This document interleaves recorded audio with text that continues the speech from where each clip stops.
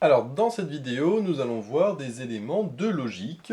Ici, on va voir la valeur de vérité de proposition et la négation de proposition. On va faire différents cas, on verra dans d'autres vidéos des exemples beaucoup plus détaillés sur justement les différents cas que j'ai présentés. Ici, c'est vraiment une introduction pour voir un petit peu tout ce qu'on peut poser comme question sur la logique.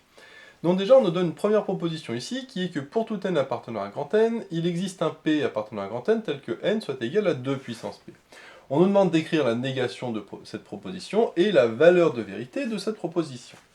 Alors déjà, quand on fait la négation d'une proposition, tout dépend des cas que l'on a, mais ici c'est plutôt simple dans le sens où il y a pour tout, il existe, et ici une égalité. Et bien, quand on fait la négation de ce genre de proposition, il suffit de remplacer les pour tout par des il existe, de remplacer des il existe par des pour tout, et de remplacer les égales par des différents. Donc là, on voit que c'est très facile, il n'y a aucune difficulté. Si jamais j'avais eu strictement, j'aurais remplacé par inférieur ou égal. Si j'avais eu strictement inférieur, j'aurais remplacé par supérieur ou égal, etc., etc. Si ici j'avais eu ou égal, je l'aurais enlevé le égal ici. Et si j'avais eu égal ici, j'aurais enlevé le égal là. Donc comme on voit, là, c'est vraiment le cas le plus classique que l'on peut avoir.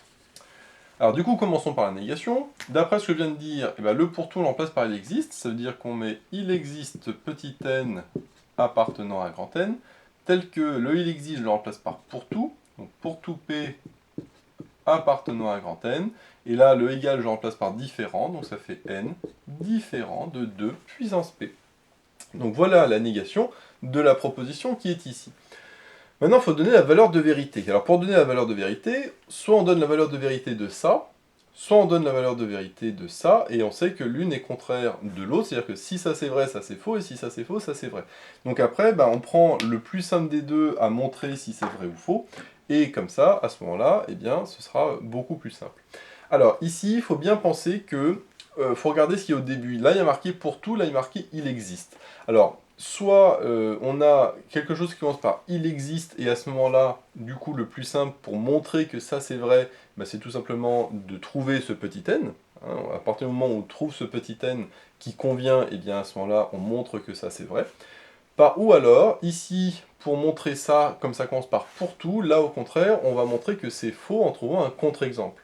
Parce que pour montrer il existe, c'est plus facile de montrer que c'est vrai en le trouvant. Par contre, pour montrer pour tout, c'est plus facile de montrer que c'est faux en prenant justement un contre-exemple. Et donc justement, c'est ce qu'on va faire dans la plupart des cas. Dans d'autres vidéos, on aura uniquement ce genre de choses, et à ce moment-là, on fera exactement cette méthode-là.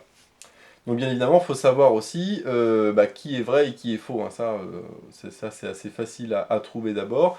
On peut regarder le premier. Pour tout n appartenant à grand N, il existe un P tel que n égale 2 puissance P. C'est-à-dire que si je prends un n quelconque, par exemple 7, eh bien il y a un P tel que 7 soit égal à 2 puissance P. Mais sauf que 2 puissance P, ça ne peut jamais être égal à 7. Et bien voilà, je viens de trouver mon contre-exemple. Donc là, je vais tout simplement montrer que ça c'est faux, en prenant par exemple n égale 7. Et bien pour n égale 7, ça voudrait dire que n est égal à 2 puissance p. Et ça, c'est impossible. Donc là, il n'existe pas de p. Il n'existe pas de p appartenant à grand L, tel que n est égal à 2 puissance p. Et donc, ça veut dire que cette propriété-là est fausse. Donc si cette propriété-là est fausse, ça veut dire que cette propriété est vraie. Alors pour montrer que cette propriété est vraie, pareil, il faut que je trouve, comme ça commence par il existe, là, il faut que je trouve le fameux n en question. Donc il existe un n appartenant à grand N tel que pour tout p, n soit différente de 2 puissance p.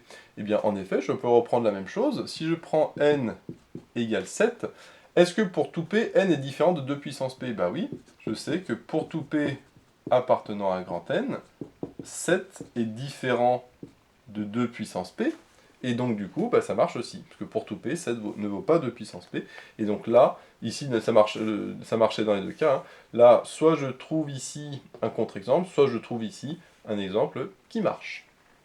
Donc ça, c'est pour le premier type de question que l'on peut poser en logique, c'est d'avoir une propriété avec des pour tout et il existe, et puis des égalités, des inégalités, etc. Et à ce moment-là, on peut demander la négation ainsi que la valeur de vérité de chacune des propositions. Donc soit l'une est vraie, l'une est vraie, et forcément la négation est fausse, ou inversement.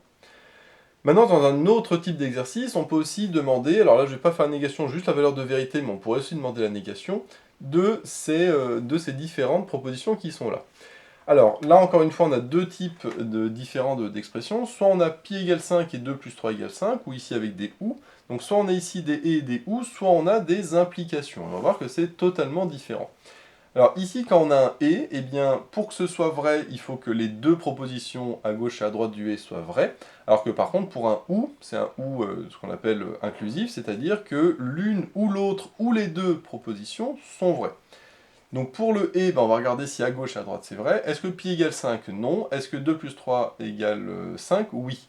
Donc ça veut dire que j'ai faux et vrai. Donc le faux c'est le pi égale 5 et le vrai c'est 2 plus 3 égale 5.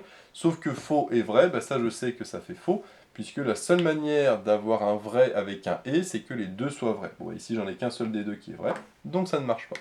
Donc cette proposition là, la première, sa valeur de vérité, c'est faux. Maintenant, par contre, le deuxième, eh bien là, c'est un ou. Donc ça veut dire que, alors c'est pareil, hein, donc je ne vais pas tout refaire, mais là c'est faux ou vrai. Sauf que là, faux ou vrai, bah, ça c'est vrai, puisque quand j'ai un ou, il suffit que l'une des deux soit vraie pour que le total soit vrai. Donc là, comme on voit, c'est très simple. Hein. Pour le et, il faut que les deux soient vrais. Pour le ou, il faut que au moins l'une des deux soit vraie. Bon, ça c'est le cas le plus facile. Par contre, là où c'est le plus dur, c'est quand on a, comme en dessous, hein, des implications. Donc les implications, ici qu'on voit que pi environ égale 3,14, donc ça c'est vrai. Et 5 plus 6 égale 11, par contre, ça c'est vrai aussi. Donc ça veut dire que c'est comme si j'avais vrai implique vrai. Et vrai implique vrai, est-ce que c'est vrai? Eh bien oui, ça c'est vrai. Vrai implique vrai, c'est vrai. Alors attention, ce qu'il ne faut pas regarder, c'est pas le truc de droite qu'il faut regarder, ce qu'il faut regarder c'est le tout. Et vrai implique vrai, tout ça c'est vrai. Donc tout ça c'est vrai. Vrai implique vrai et vrai. Le deuxième, c'est pi égale 5, donc pi égale 5, donc ça c'est faux, et 2 plus 3 égale 5, c'est vrai. Donc là, c'est faux implique vrai. Et là, attention, il y a un piège, parce que faux implique vrai, eh bien c'est vrai aussi. Alors ça, c'est un peu le piège, parce qu'on se dit, bah, faux implique vrai, c'est pas bon, parce que si c'est faux, ça implique du faux. Alors en réalité, on montrera hein, dans une autre vidéo que le fait que P implique Q, ça c'est équivalent à dire P bar ou Q. P bar ou Q. Et donc, qu'est-ce que ça veut dire? Ça veut dire que les deux tables de vérité sont les mêmes, et la table de vérité de ça, alors je ne vais pas le redémontrer parce que justement je l'ai fait dans l'autre vidéo, je mettrai le lien dans la description, mais c'est-à-dire que P et Q, ça c'est vrai, quand vrai implique vrai, quand faux implique faux, mais aussi quand faux implique vrai. Donc là, ces trois implications, toutes les trois sont vraies. La seule implication qui est fausse, c'est vrai implique faux. Vrai implique faux, ça c'est la seule proposition qui elle est fausse, la seule implication qui est fausse. Par contre, les trois autres implications, vrai implique vrai, faux implique faux et faux implique vrai, ces trois implications sont vraies.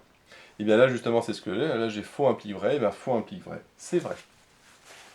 Maintenant on va voir la dernière implication. Donc la dernière implication, même principe, 5 plus 5 égale 10, donc ça c'est vrai. Et pi égale 11, ça par contre c'est faux. Et bien vrai implique faux, ça on vient de voir juste avant que c'était faux. C'est d'ailleurs la seule implication qui est fausse. D'accord? Vrai implique vrai, ça c'est vrai. Faux implique vrai, ça c'est vrai aussi. Alors j'ai pas faux implique faux, mais si j'avais faux implique faux, ce serait vrai aussi. Et là par contre j'ai vrai implique faux, et vrai implique faux, par contre ça c'est faux. C'est la seule qui est fausse.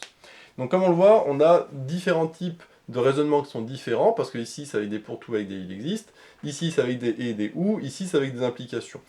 Le raisonnement est différent à chaque fois, mais comme on le voit, à chaque fois, soit c'est vrai, soit c'est faux, ce qu'on appelle la valeur de vérité.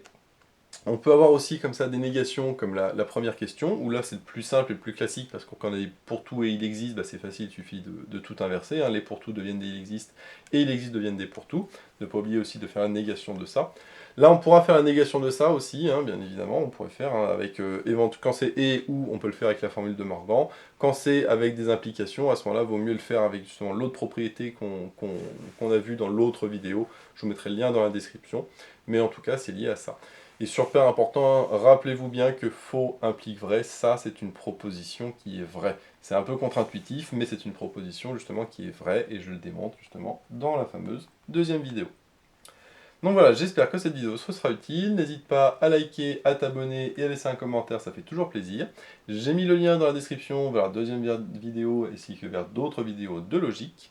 J'ai également mis le lien vers la page Tipeee où tu peux soutenir Méthode Maths. Et moi je te dis à bientôt pour de nouvelles vidéos.